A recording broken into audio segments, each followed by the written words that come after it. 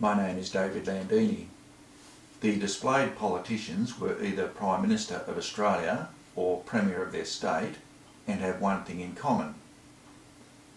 They either resigned or were removed during their term of office and were then replaced. These politicians were the leaders or members of their political parties, and they stood for election as such, and the people elected them to these positions. After some time they resigned or were removed by the members of the majority political party in the House of Representatives in the federal examples and in the Legislative Assembly in the state examples, and were replaced by the same groups. This resignation or removal and then replacement is a breach of trust by the Prime Ministers, Premiers and politicians involved of the people who elected them. It is self-evidently a substandard method of governance where the Prime Minister of the country and the Premier of the state can resign or be removed and then be replaced without the consent of the people.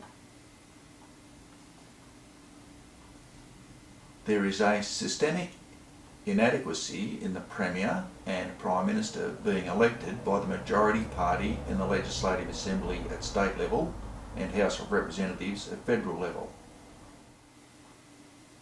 To be elected, each candidate needs to convince most members of their party in the lower houses of Parliament to vote for him or her. This requires convincing them that he or she is the candidate most likely to lead them to electoral success. In practice, it also includes offering ministries with the accompanying power and a pay rise in the vicinity of $100,000 per annum to specific members as an inducement to vote for him or her. The offering and provision of ministries to members of the Legislative Assembly and House of Representatives as an inducement to vote for a candidate is common and the way the system works.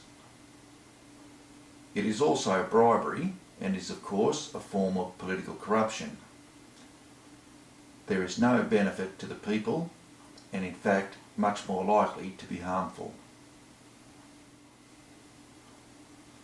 If at any time, for any reason, the majority of the members of the majority political party in the lower houses of Parliament decide to replace the Prime Minister or Premier, they can, will and have, as the displayed examples show.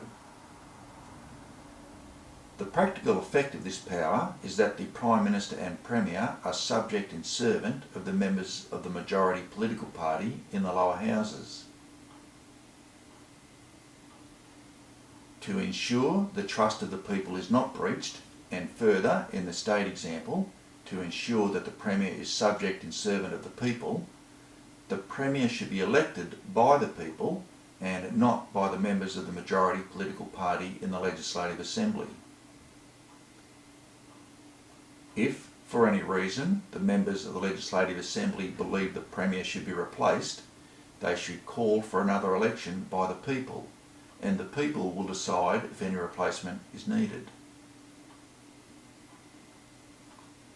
To minimise the likelihood of the members of the Legislative Assembly abusing their power for their own political gain, the calling of this election should require the consent of 2/3 or more of the members. This election should also include all members.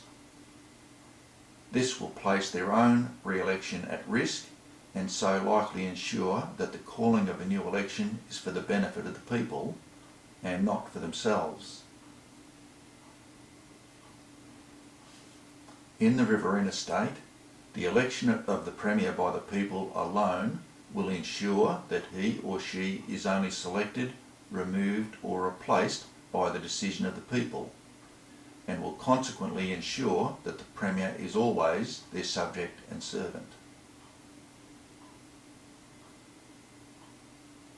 The election of the Premier by the people is self-evidently most beneficial for the people.